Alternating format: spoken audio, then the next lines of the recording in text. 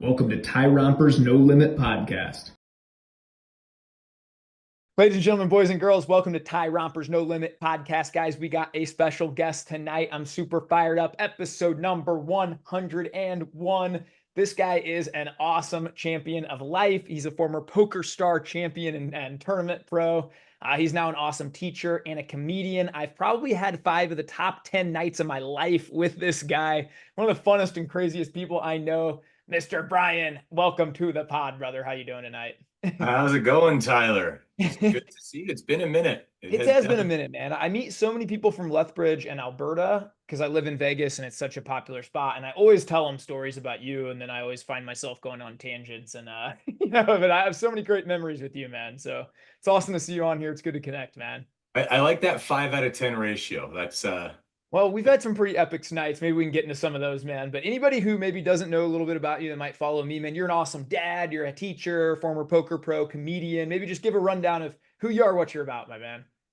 absolutely, yeah. So I born and raised in Alberta, and started playing poker just after I graduated university to be a teacher, and ended up playing pro for about 5 or 6 years, which is when I met you. And In the then Bahamas, right? we met face to face in the Bahamas. We chatted. Yeah. The first time I knew this is so funny. So I was getting ready to go to the Bahamas. I had This is back in the AOL days, probably. AOL Instant Messenger? I think it was AOL, yeah. So Yeah. I was chatting with Johnster, your friend, Steven, shout out to because we Steve. were both like 1-2 in this tournament leaderboard thing. Ah. And so we were like messaging, like kind of half shit talking, half good luck, like that kind of thing. And I'm playing this random guy, Tyromper, with Mugatu as his picture, and he is roaring at me every hand. It's roar, fear me, roar. Every I'm pot like, I win, I used to type, yeah. fear me, fear me. And then all of a sudden, my AOL pops up, and it's Johnster, and he's like, "Dude, this is my friend Tyler. He is hammered right now. He just he just had a broadsword out, or a samurai sword out."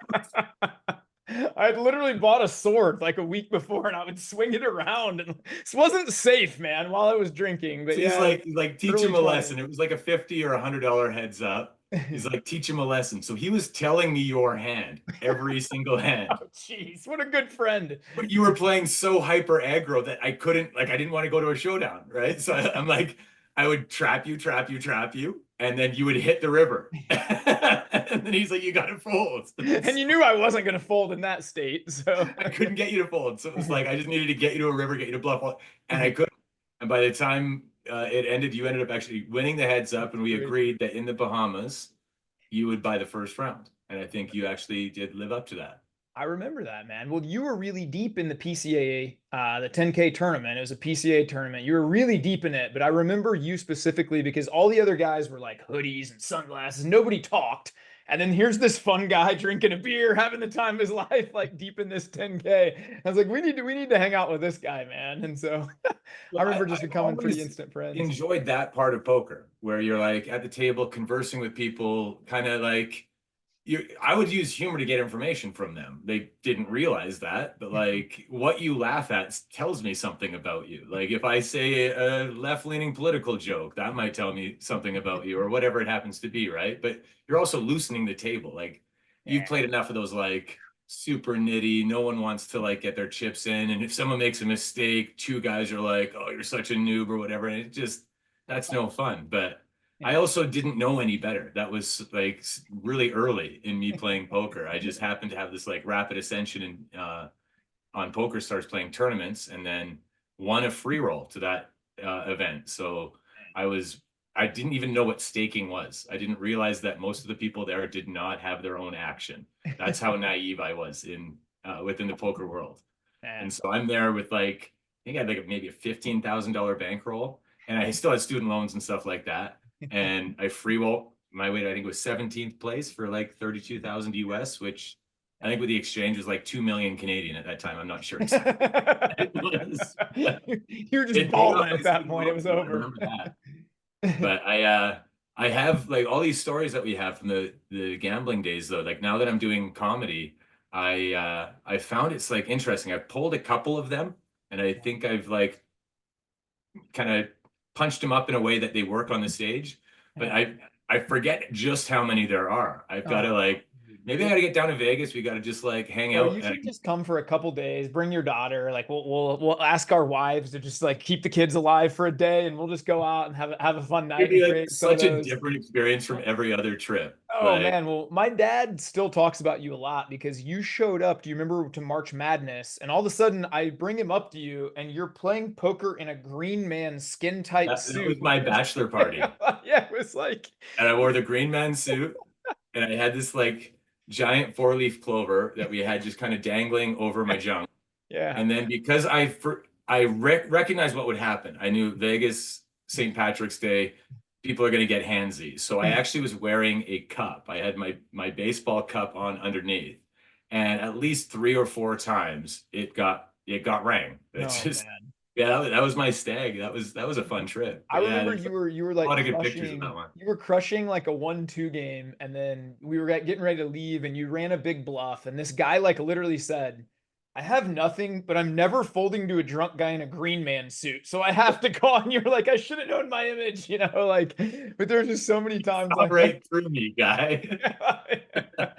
There's like so many of those times, man. I got to go to Vancouver and stay with you, and we went to the Winter Games, and we had so many laughs and fun times. Those were some of the Oh, few of the that best days trip. of my life. Yeah. That's one I got to tell on stage at some point. I actually have a lot of material about the Olympics because I love the Olympics, but Yeah. I have never turned the fact that I actually went to the Olympics in 2010 with you.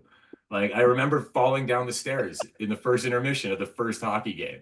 And it was the greatest thing because then you were on crutches and we got a pass to go in the It, player it was, only it's a elevator life for the. hack for any event, Oh, festival, or whatever. Like, yeah. just like take out one person's knee. If you're in a group of 8, like just Right. draw cards, whatever it is, credit card roulette, whatever you got to do. Get one person that is like visibly disabled, even temporarily, and you Yeah. just get to like fast track it. It was brilliant.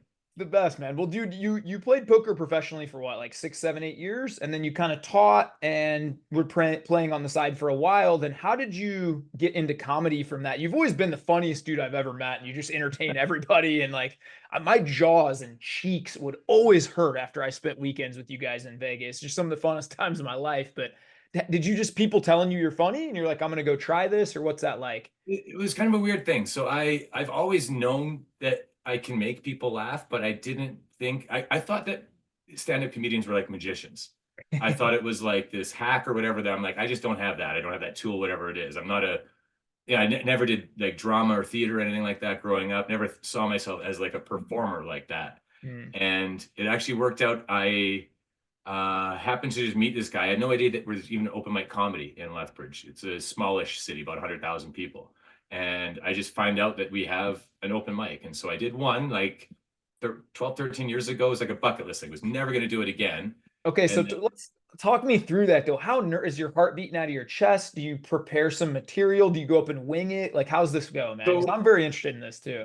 actually, there's a weird moment where I wrote a joke. I did a bit without knowing I was doing it. It was probably the mid 2000s. I was at a softball tournament, and this guy he had his daughter there, and he was saying that they just got her ears pierced, and how people are like so judgmental or whatever about like, it's an infant, da, da, da, da, da. And I don't know what came over me. I just like the joke like wrote itself in my head instantly, and I said something along the lines of, I mean, you're being judgmental there. I was circumcised. I could have used a little judgment. And then I riffed this idea of like I was over circumcised. Like I said, have you ever been to the barber where they're like just trying to even up the sides, and before you know it, you're bald? That's what I mean. And I just riffed that like at this softball tournament, and like everyone's like they kind of like fell down laughing at that. And so I was like, oh, okay, that's what a stand-up comedian must feel like. So I remembered that joke. I never wrote it down. I just remember telling that. And then when I decided to go to that set, it was just 5 minutes. They said you have 5 minutes, and you don't think that 5 minutes is a very long time But until there's a you long time up there to just make everyone's looking at you and you have to just make people laugh. Like that's a long time to they're do looking that. at you saying, "Be funny now," and Mhm. it's a great because what usually makes people laugh is surprise. And Yeah. so to put someone on the spot and say, surprise us by being funny is really tough. And Yeah. so, but that first set, I went up And I told that joke. I rewrote it. So it'd be more kind of like firsthand. And then told a couple, and it went fairly well. Basically, I had like 3 ideas. I rehearsed it. This is like one of the few times I actually did that, like a script. I was like, but Did you then, do it in front of Jess, your wife? Like, oh no, she was having none of that. Okay. I wondered if she goes to the stuff and everything. She's funny too, man. She did. It's so funny when I run jokes by her now. Yeah. Like the best I can get from her is direct eye contact, and that's funny from her. That's like no laughs. Like that's funny. And that's honestly, anytime she gives me that, I tell it on stage, it crushes. So That's hilarious, man. her process is just a little different. But yeah, so I did that first one. It went well, but at that time, the little scene that we had in our city was a little clicky, and I felt like some of the current comics were like kind of gatekeepy or whatever. I didn't feel like, hey, this is like something I want to spend a lot of time doing. It felt cool. I can tell my buddies, other people, hey, I did comedy once. Haha, we all love comedy. And then I got a new job at the school that I'm currently at, and my teaching partner loves comedy too. So we were trading jokes all the time, definitely crossing some lines, but it's just between us. But he shares that. But very, very great, like amazing teacher. He's actually now my vice principal, which is really funny, knowing like the jokes that we share back and forth. But he knew that I did that one set, and we were doing our option classes in junior high. At least in Alberta, we have a little bit of flexibility as teachers. So long as it fits under umbrella of like the arts or like something like in industry, like construction or something like that, you can be pretty creative with your options. And so comedy falls under kind of drama arts. Ooh, and so he suggests stand-up comedy. And I'm like, I guess we'll do it.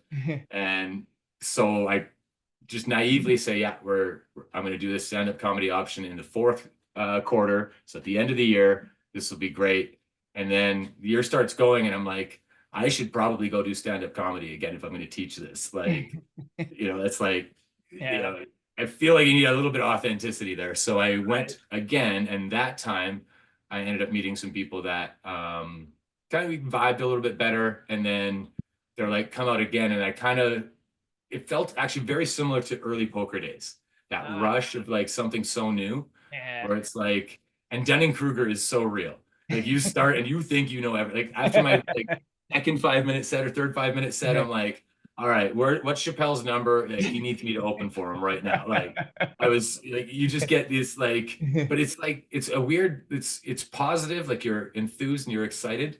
But it's funny now that I've been in comedy about 6-7 years, like looking at some of the new people that have that, like they're so gung-ho and excited. I'm like, pump the brakes. Like it's a long haul. It's kind of a grind of an industry, and it's not as glamorous as you might think. But yeah, so I did a few more sets because I was teaching that option, and then just kind of fell in love with it and try to get up as much as possible. So we have a club here now that does weekend shows. We bring some of the best comics in Canada, and some Americans even come up and perform. And I've been able to open for them, or I'll host the shows. And so I've watched a lot of those, the clips on YouTube, bro. My side hurts. They're hilarious where you're introducing the guys and cracking people up as it happens and doing some sets and stuff like that. That's amazing, man. So when you went from, I'm really interested in, that first time you do well, and then you go back up and do it. And now are you to the point where it doesn't even, like, I remember the first time I played live poker, right? Like,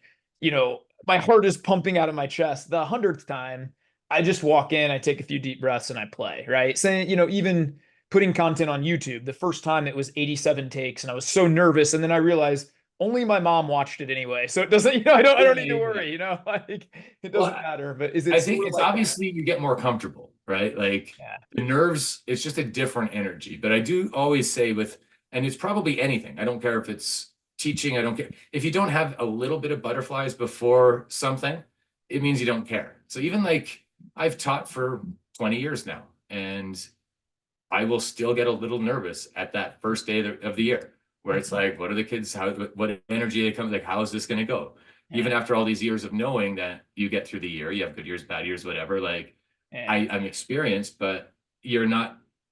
I think the second you don't have that, that's when you need to find something else to do, right? Yeah, it's a good way to look at it. I like that. So I think those butterflies for me at this stage, it's not, nervous in terms of I'm worried about bombing or I'm worried about like freezing up or whatever. It's just excited. Like I'm worried about the rush. Like if I catch the crowd in the right night or whatever, and the jokes are landing and you get that wave, there's nothing like it. And Yeah. so I think it's that more of an anticipation of like positive nerves, but Yeah. I'm long overdue for like a big bomb. Like I've been on a pretty good run the last year or so. I haven't had a set go completely sideways for a while. So Let's talk about that, because some of those are pretty funny. And one of my good buddies, Zach Hummel, he said the first time he went up on stage, he's like, I have this killer joke, I'm gonna crush it. He tells the joke and he goes, nobody laughed. And he goes, so I just stood there and I go, huh, I thought that would make you guys laugh. And he goes, and then people started laughing. So he's like, as long as you, is that like a key too, is as long as you sort of stay positive, or what is there strategy around that, or what's that like? I think that there's a line. So like you start doing comedy a little bit more, you're gonna have jokes miss.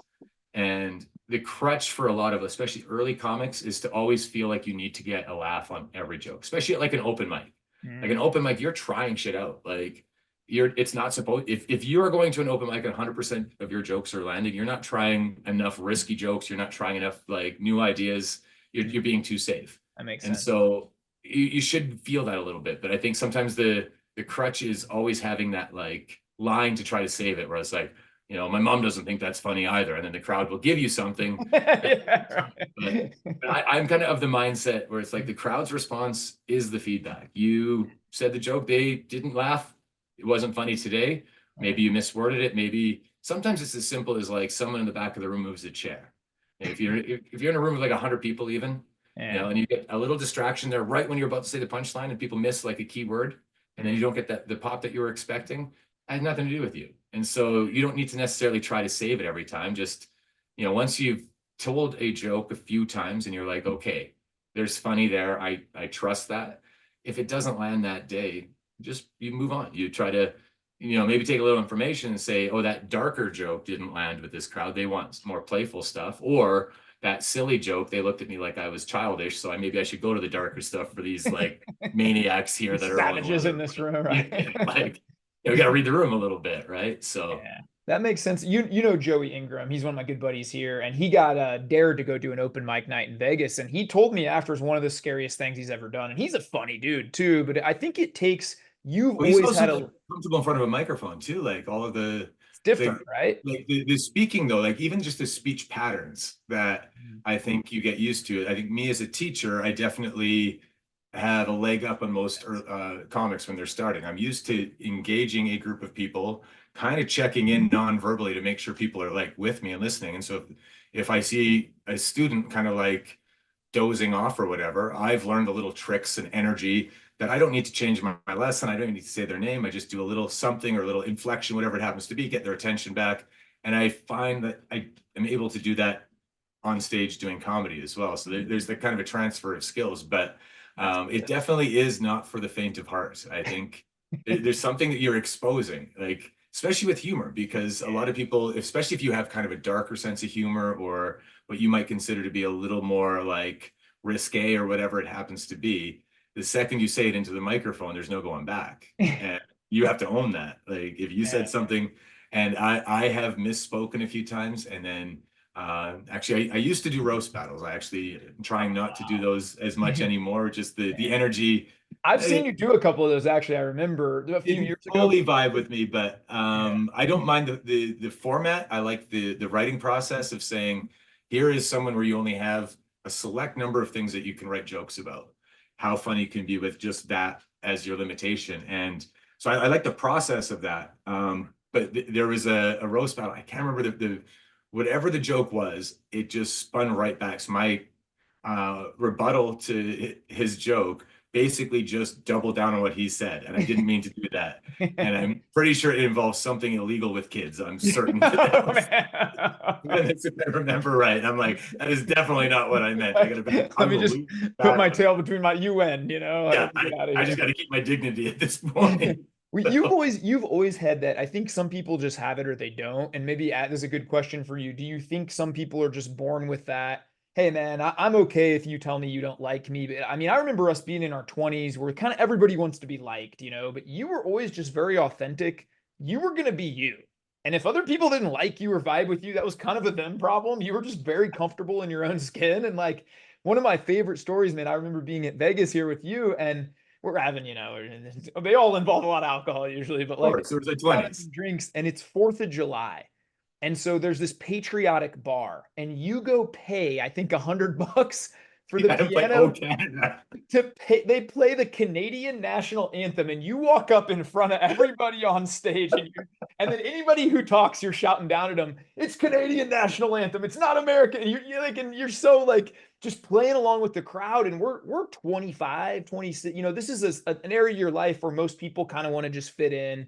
And I just remember looking at you on this stage like, dude, this guy is like, he has no shame, he's just out here playing with the crowd. Do you think you've just always had that kind of ability or that sense of adventure, or like, hey man, I'm just gonna go for it? Like you're just born with that?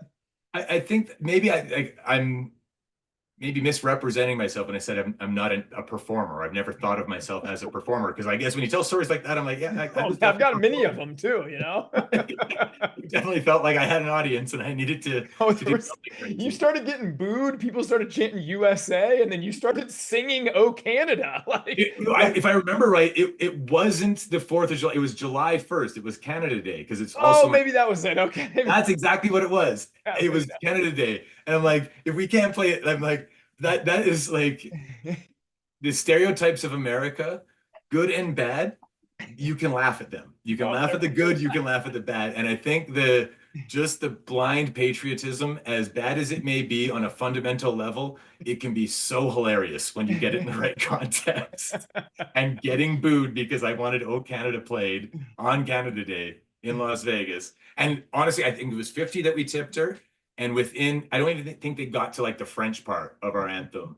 And there was like probably $500 to play the Star Spangled Banner 3 straight times. Like, we got to cleanse this room of this foreign anthem. Foreign entity here trying to invade. Yeah, man, there were so many. I remember one of my favorite nights was when, do you remember this? When me and you were out after we had been, we had seen a bunch of events and we were drinking all day. We tried to go in Steve Nash's bar, which we thought was a bar, and it ended up being a God, fitness. that was Stumbled in there, and then the Steve Nash that I had heard about. Probably similar to your journey. He was a booze hound in his college days, early pro days. And so when we saw Steve Nash in there was like restaurants and bars everywhere. yeah, it made sense, There was no reason we should expect that to be a fitness. And in their defense, they said it happens all the time. Yeah, But right. It wasn't they wasn't also that. said that with a tone that said, "You guys are idiots." But do you remember wandering down the street and then I remember you had called Jess. Was it she your fiance at the time, or were you guys married? 2010, we would have been engaged. Yeah. That's what I thought. It was engaged. And I remember I had the phone for some reason and I'm trying to hold it together, and she's like, just make sure like you guys don't die and Brian's okay. And then she goes, well, what's he doing right now? And I'm like, oh, there's like somebody's licking his back. And she's like, what? And I'm like, yeah, he's got an Eddie Vedder tattoo and these people are licking. And you go, don't worry, Jess. It's mostly guys. Like Mostly. yeah, I remember just like we're just in this bar and we're shouting this stuff, just like such nonsense. And we always seem to find ourselves in predicaments like this. Just like, I don't know, man. I think back to so many of those nights, and I feel like you could have endless material. But I don't know if you could present stories like that other people would find funny. But man, I think and that's where like trying to find like a story for the stage versus like a story for a podcast like this. These are great, like, just conversational at a dinner table kind of thing. Those kind of stories don't always hit the same on stage. Sometimes it's just you need laughs per minute, basically. So if you have like a long setup that you need to explain the story to get some context, that punchline better be that much better. The longer the build, the better the payoff better be. And so I find some of the stories that I have, because I kind of still want to protect myself. I don't want to come across as quite unhinged as the story might need to be told. You're still a teacher too, right? Like, context. I've sprinkled a few in. Without naming names, there was a story of a fellow poker player who paid a lady of the night with traveler's checks, and it was Canadian money. And then we got like woken up in the night by a pimp. Like, oh man, I forgot about that. I remember meeting you guys for breakfast the next day, and like I'm like, this can't be a real story, like this really and the happened. next day I got called to be his character reference on his job application. So you can't make that up, man. Yeah. Oh man. Oh, the good old days, man. Back when we were just kind of maniacs. But how is like, do you study other comedians? Do you like, I remember with poker, to get better at it, we talked Yeah. about hands a lot. You just put a lot of volume in. How do you get better as a comedian? And then where do you talk to me about your aspirations, man? Is this something you'd eventually like to do full time? Is this, what's that look like maybe? It's funny you say, like, is it something in the last 2 months, my wife and I had a talk, and she's kind of seeing me get a little more burned out teaching, and kind of that spark is maybe not as bright as it used to be, kind of thing. And she sees how I'm enjoying comedy, and kind of how it's growing. And so she basically told me, like, if this is something that we can sit down as a family, and I hadn't even like really thought, it was more of like this delusional dream up until that conversation. And then since then, I kind of, the wheels has been spinning. I've actually been inspired. I've written probably 25, 30 minutes of material since then. That's in 2 months, that's a pretty rapid rate. Not exactly like Netflix special worthy, but like it's good, solid material. And so I've been inspired to write more. I've been having some fun performing. And then strangely enough, today, I had to cover a class for our vice principal because we were kind of shuffling around. They were at meetings, and it was a health class where they were watching this video where the whole theme was for the kids, like they're looking at like career options and things like that, was should you pursue your passion or should you pursue like security, basically, is what it like comes down to. And the video that we watched is this guy is like got dreadlocks, and he like did this experiment where he did a different job every week for 52 weeks, and he donated the money to charity. Oh, this like cool story. Cool. There's like this like TED Talk, whatever. And the whole time I'm like, this is the universe just saying, like, kids, this is my last year here. I'm gonna go be funny. I'm gonna go be funny for a job after this. But actually, I mentioned that to the class. I'm like, this is like the thing that you don't understand maybe as much now as life goes on. You hope you catch those moments before they pass or whatever. You don't learn things the hard way, but it's natural. Like the kids will look at me with the same look that I looked at all the adults when I was 13, 14 years old. It's like, you don't know. Come on. You're the same person that told me Santa Claus was real. Give me a break. Like, so like you try to break through that, like, that the confidence in youth where they're like so secure that they think that they know what they know, but it's really nothing yet. And so I'm just kind of always kind of fighting that with the kids. But in that moment, I'm like, I was honest with them. I said, we're always looking for a passion. I'm like, not that I'm not passionate about this job, but you guys know I do comedy. I've been like wondering, what would it look like? What would I have to do if I wanted? And then a couple of the kids, and they're grade 8, so not super cool to say, hey, we like our teacher. Right. Like, no, that's so sweet. Thank you. Well, I'm sure you're a fun. I'm not putting anytime soon. You're one of the guys that I would hope would teach my kid. I mean, you're just fun. I remember you saying like you got your kids up and ran them around a lot. You're active with them. I would see you making a classroom. You're not the guy that's gonna sit and like open your textbook and read. You're probably the guy that's going to try and make it come to life. Time and place, of course. Like I teach social studies, and it's tough to get through everything without at some point in the desks, here's some stuff on a board, let's write it down. But I do try to keep classes like fun and engaging as possible. And that's as much for me as it is for the kids. Like you think back to any teachers are like so hypocritical. And I say this as a teacher who is a hypocrite all the time myself, but we go to things like our teachers convention where it's like supposed to be this like inspirational rah, and the keynote is always this drab, like, here is another slide, and it's like so uninspiring. And so like you want to talk like long term, one of the things that Jess and I talked about was I could probably turn a lot of my teaching stories into like a keynote type address that I would hope be engaging and funny. Basically, I'd be trying to do a 60 to 90 minute stand-up set with a little bit of like, here's how this would make you a better teacher. Like tell stories of like the first job I got was actually teaching in England. And that could probably be like a 20-minute story of like all of the things that I did wrong because I was so naive. And I took the job not knowing anything other than I have a teaching job somewhere in the country of England. Sounds And I about right for booked you, it. Brian. That's before I played poker full time. I think the gamble was always strong in me.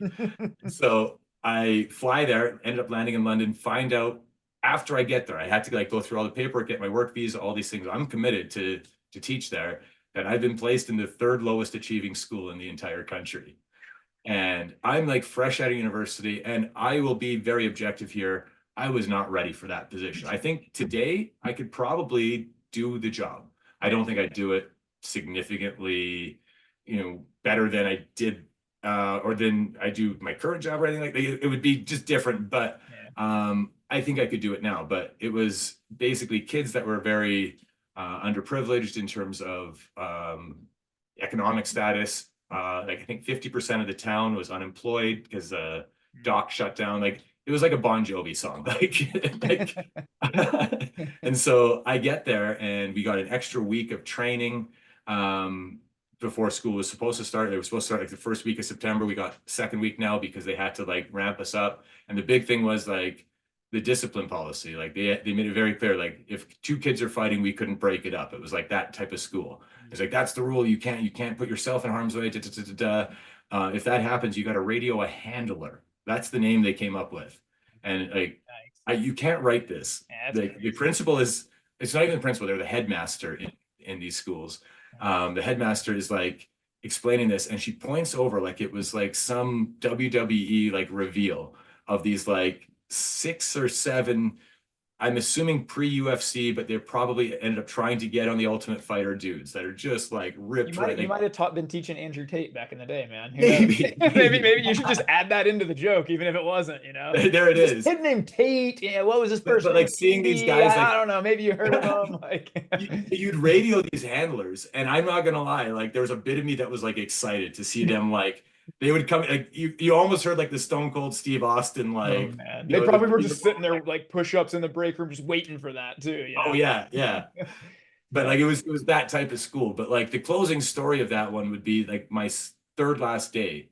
I got a job back in Canada. I knew like if I stay here for a full year, I'll never teach again. I'll be so bitter and disillusioned towards the profession because really you weren't able to teach, or at least I wasn't able to teach to any capacity because I had no presence about like the confidence wasn't there to get a room of really rowdy kids, and like I didn't know how to connect, like build relationships in an environment like that at the time. I've taught at some different schools now, and I think I could do it now, but definitely not at that time. And so I was like, the first job I could get back in Canada I was taking. So third last day from hell, and I end up having like one of the really good kids that I had connected with got beat up in the change room in the morning. So I'm dealing with that. He's bloodied up. So I'm doing first aid, giving him some band-aids, whatever. While I'm doing that, some kids go and ransack my office and just throw papers, everything around. And then a couple other things happen. It's like one of those days. I get to the very last class, and I had learned, this is the other hilarious thing. So I was there for 2 months. We got through cross-country running. I'm not much of a runner, and soccer. Those were the two. A Canadian went to England to teach soccer for a month and a half. I mean, you were a fantastic basketball player. We hooped together back in the day. I you were good at curling, but I don't know about soccer for you, man. Yeah, soccer is not my sport, but I learned so that the school was kind of up on this hill. It looked like if Hogwarts was a jail. Like it was this like old building. It had like 8-foot spiked fence all around the football pitch, and kind of up on the hill. And the kids I learned to only bring one ball out because they would either take the extra soccer balls and impale them on the posts because they could, or they would kick them down the hill where they would have buddies that would then basically grab them and they would have a free soccer ball. And so, I mean, good hustle, I guess. Right. You respect the hustle, kids. Get the cap there. Yeah. But that's the phys ed budget right there. But so I take one ball out, and this Wednesday class, this very last class of the day, this kid, still remember his name is Tony. I don't think I'm breaking any FOIP rules or whatever. He's probably 20 years ago, man. He's yeah, but he wasn't changed out as half the class wasn't, so they weren't supposed to be playing. Kids are playing. Tony goes out, grabs the ball, starts running around, won't give it back, and all the kids are annoyed with him, and they're swearing at him. And I had hit my breaking point, and I ended up, chasing Tony down. I grabbed the ball. As I'm grabbing the ball, I probably gave him a little bit too much. Maybe there's a little soccer player in him and he dove. I don't know, but he kind of goes flying. And then I kind of lose my cool and I just scream, "Get the F out of my classroom," like red face, like, and then he whimpers out, he runs out, and I just go white. I'm thinking, I had 2 days left here and I just ruined my career. There's no, like, you just don't do that. Yeah. And that's not me. I've never been a fight in my I've life. actually never seen you upset one time in all the 100 days we've hung out. I've never seen you upset. It was just like seeing that kid to start the day, and then everyone has a breaking point. Yeah, right? for sure, man. And I definitely reached mine. I probably reached it before that day, but that was just when spilled over. The straw that broke the camel's back. Yeah. And so exactly. And so but here's the thing that I learned from that I would never forget is that after he leaves, I go white, and the kids could tell that I am like scared for like my own job. And right away they're like, "Don't worry about it, sir. We got your back. He's a wanker. He's a wanker." Which I learned what that was. That's one of my favorite slang words in Britain. He's a wanker. He's like, "Don't worry about it. Don't worry about it." And so basically the kids all told me that whatever story I would tell, they got my back. A bunch of 8th grade kids are like, "He hit you first. We saw it," And so I talk to the head of my department, and he basically tells me, he's like, "Oh, that's so easy. You just say that he stepped to you, what you thought was threatening, you were defending yourself. What else are you going to do?" I'm like, it scares me that you have that down so quickly. But he taught at that school for a number of years. So it's like, you don't question that. Like, there's a reason he's still there. It's fine. I talked to the headmaster, and she basically, it's like, she knew. Like, maybe she also knew I'm leaving in 2 days too, so she didn't want to do all the paperwork on that end. So everybody, incentives matter, man.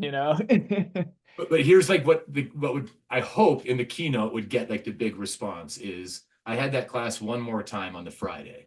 Like I said, half the kids were changing, half more. They just didn't respect any of the rules. It was every kid in that class was changed on the Friday, and every kid, like, they were playing, they were listening.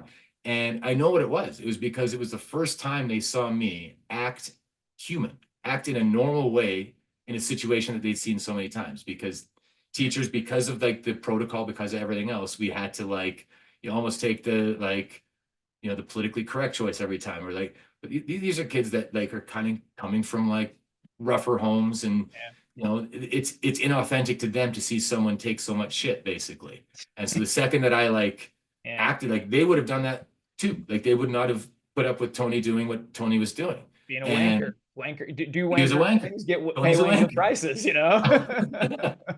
And so I learned, I'll never forget. It's just, you need to be authentic. You need to like, let them know that you are just like that. You're human. You're going through this. Like, don't try to like act the part. Like, be yourself within the part. I think that's amazing for every aspect of life, dude. Like, even as you're a great dad, I know, your daughter's like adorable, man. Looks like a little model, but it's like, with our kids, even, I think they can tell when we're full of crap, and it's better to just meet them on their level and tell them, "Hey, I understand why you did that. I get frustrated too. Like, it's okay to like, just admit, I don't know all the answers." I like meeting people where they're at's a big thing, and just being yourself, man. I think that's definitely a good point. I guess, yeah, for sure. Like, beyond teaching, grow up. Yeah, I think all aspects of life is, authenticity matters. 100%. Well, you've always had that down pat. Anybody who will wear a green man suit in Vegas, just a flower covering his junk, and then have a contest to see who can hold their poop for the longest while eating McDonald's and Taco Bell and talking about it. Like, there's just so many things about, that was the one that no one won. Well, especially your friends, man, because we all hung out with you all week, and it was, and I've like a $20 bet. In every decade I've been alive too. Like, that was like far riskier than anything I should have done then. Yeah, that was wild, man. There's some fun times. Well, dude, I got a few minutes here. I want to kind of ask a couple questions. Do you think the poker background has helped at all with the comedy background, as far as just kind of, hey, being obsessed with the approach? Because I've taken a lot of the poker lessons into my content lessons, where I can't matter like who follows me. I can't control a lot of the things. Like in poker, you play a hand perfect, you might lose, a river card comes, whatever. You can't control it, but you can control your process. Have you kind of taken that into some of the comedy stuff too? Exactly. Like the idea of not being results oriented. That's Yeah. the hardest thing for poker players to understand. Or Yeah. for non-poker players to understand, where it's like, I'm going to make this move knowing that I have a 2% edge. Like, or it's a weird draw, or there's pot odds or whatever. It's like, I'm losing this pot 80% of the time, but I'm making X amount of dollars every time I make this. And to have people comprehend that there's like, you can make the right play and lose Mm. and still be the right play. And you have to trust that that's the play that you got to repeat, repeat, repeat, repeat. That Yeah. is definitely in comedy. So it's like, if I have a joke that I'm working on, I've got to, do it in a way. So I'm like, it's not the joke.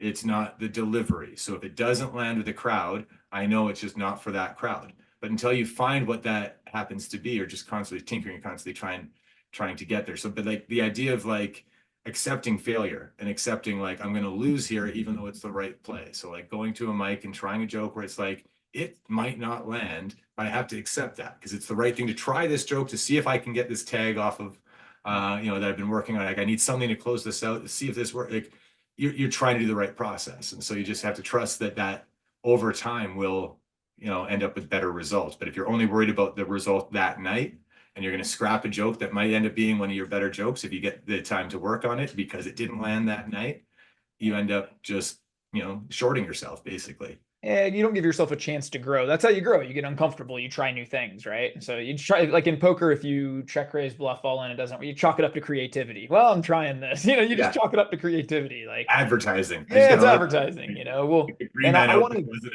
I want to say one thing to you, man, is, and I don't know your specific situation, but just from a guy who managed a bank for 6.5 years, but really felt like that wasn't what I was called to do. I don't know if you could take a year or two off teaching and always go back, but that's how me and Annie looked at it. And we are so blessed to have wives like that because I don't think a lot of Oh, wives are like that. absolutely. Most wives are like, you just keep doing the safe thing and you pay for our family, right? So we're It's blessed. it's not that Jess is like allowing me to do comedy or allowing me to Yeah. go golf, which is another passion of mine or whatever it happens to be.